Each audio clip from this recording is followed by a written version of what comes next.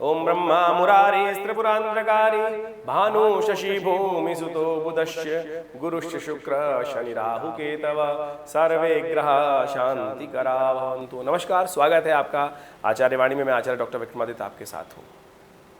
मंगल का परिवर्तन होने जा रहा है। मंगल का परिवर्तन सिंह राशि में जो होगा वो बड़ा विशेष है।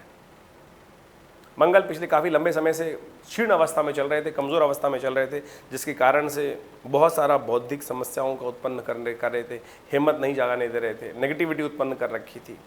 ऐसे में मंगल का परिवर्तन जब अब हुआ है, सिंह राशि में मंगल का पदार्पण हुआ है, कर्क से निकलकर पिछले करीब करीब जो 10 मई से लेकर 30 जून तक जो शनि मंगल का प्रभाव रहा, और वो विशेष तौर पर मंगल हिम्मत तोड़ रखा था। आपने देखा होगा कि आपके अंदर जो चाहकर भी, प्रोवोक करने के बाद भी, उस समझ कर भी हम लगातार उस पॉजिटिव वे में नहीं आ पा रहे थे, साहस ही नहीं हो पा रहा था, वो सारा मंगल का क्षीण प्रभाव था।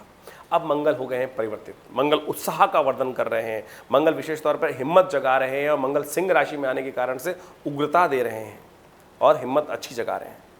लेकिन कहा जाता है ना कि ओवर हिम्मत भी कई बार परेशानी डाल देती है, बहुत ज़्यादा दुस्साहस भी कई बार परेशानी में डाल देता है। तो एकदम बैलेंस होकर काम करने की ज़रूरत है, इस बात का ध्यान रखते हुए।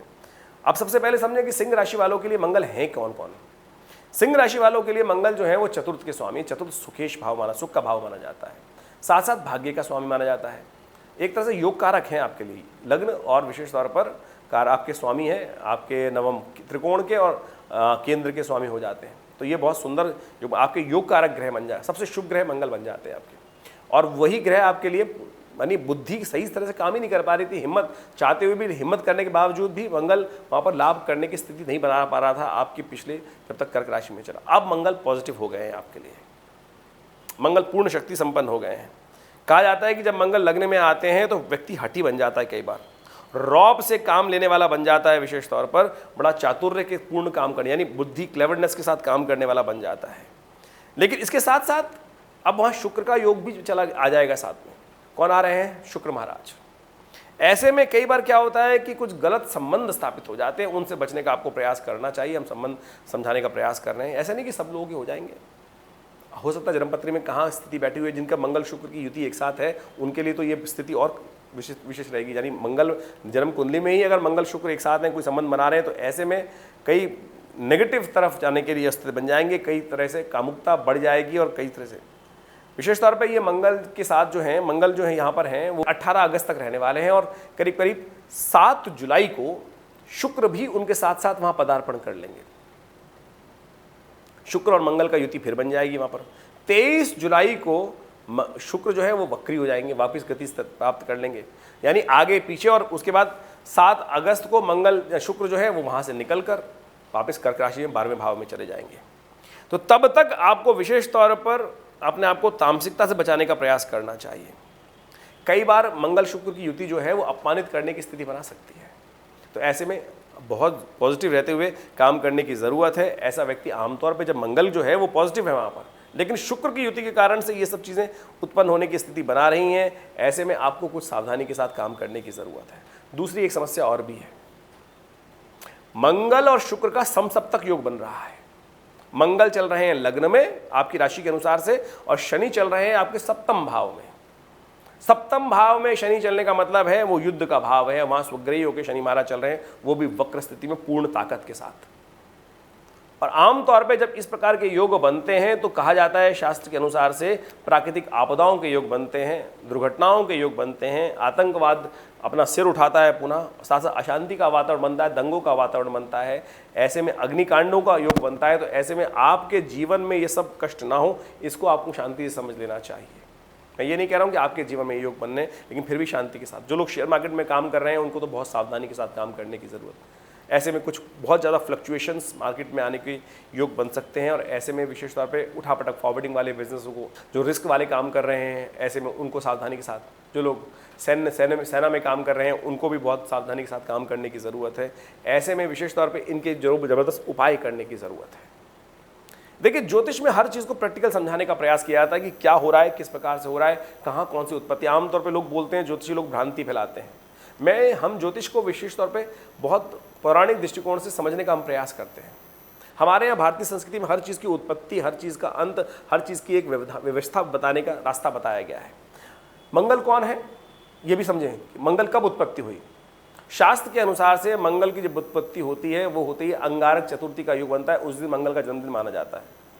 इसके साथ साथ एक बात और समझें कि मंगल है कौन। मंगल शिव के अंश है।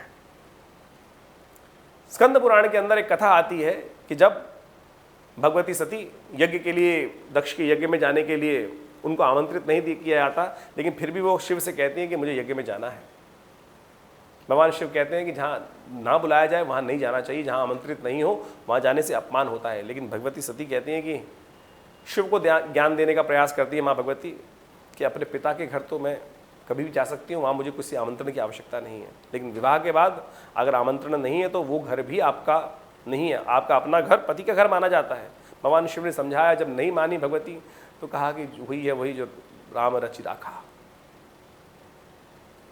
तो भगवती जाती हैं और वहाँ पर देखती हैं कि शिव का अपमान हो रहा है, तो भगवती बड़ी दुखी होकर अपने आप को यज्ञकुंड में समर्पित कर देती हैं, सती हो जाती हैं।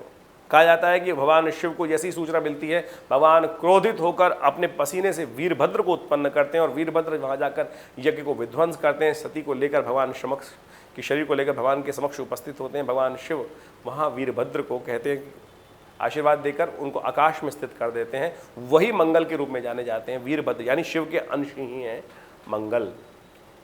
ऐसे में बड़ा सुंदर योग एक बन रहा है और 4 तारीख से सावन शुरू हो रहा है और देव कृपा से इस बार सावन भी बड़ा विचित्र है। आमतौर पर सावन जो है 30 दिन में खत्म हो जाता है, इस बार सावन का महीना करीब करीब 2 महीने चलने वाला है और ये योग चलने वाला है करीब करीब 1.25 महीने तक। तो ऐसे में बड़ा सुंदर योग है शिव की कृपा से। और सोचें अभी भी कब सावन का महीना जब आता है तो कहा जाता है कि भगवान शिव जो है, भगवान विष्णु जो है वो विष्णु शेषशैया पर विश्राम करने चले जाते हैं और समस्त राज्य सत्ता जो है, संसार की सत्ता शिव के हाथ में आ जाती है। तो ऐसे में शिव का ध्यान करें, सुबह सुबह ले शिव का ध्यान करें, शिव का नाम, और समस्त कष्टों का संहार करने का अवसर प्राप्त हो जाएगा। समस्त जो परेशानी का अवसर है वो सब संहार, उनको सबको दूर करने के लिए भगवान शिव की कृपा से रास्ता बन जाएगा। तो ऐसे में आप कोशिशें करें। हमने विवेकानंद योगाश्रम में भी इसका सुंदर आयोजन किया है कि पूरे 60 दिन तक, पूरे 2 महीने तक सुंदर शिव का रुद्राभिषेक रखा हुआ है। नित्य प्रति प्रदोष काल के अंदर शाम के समय में बड़े सुंदर तरीके से भस्म के द्वारा, घी के द्वारा, तेल के द्वारा और विजया के द्वारा और अनेक प्रकार के दूध, जल, धी इत्यादि, गंगा जल, इन सब के द्वारा भगवान शिव का बड़ा विशाल रुद्राभिषेक किया जाएगा। आप सब भी उसमें सम्मिलित हों और भगवान शिव का आशीर्वाद प्राप्त करें।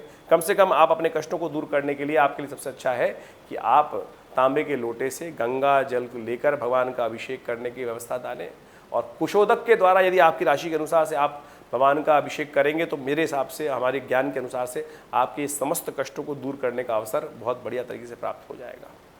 वैसे तो कहा जाता है कि एक बार भी शिव का नाम ले लें तो समस्त प्रकार के, मार्कंडेय ऋषि कथा आपने सुनी होगी, शिव को कष्ट को दूर करने के लिए शिव का आलिंगन कर लिया था और यमराज तक उनको छू नहीं पाए। तो देखिए बड़ा सुंदर योग है, आप इसका लाभ लें। जो लोग इस यज्ञ में भाग लेना चाहते हैं, वैसे तो आप घर पे भी कर सकते हैं बहुत सुंदर तरीके से, लेकिन जो लोग इस यज्ञ में भाग लेना चाहते हैं, नंबर सामने स्क्रीन पर हैं, अपना स्थान आरक्षित करें, लाभ होगा। धन्यवाद।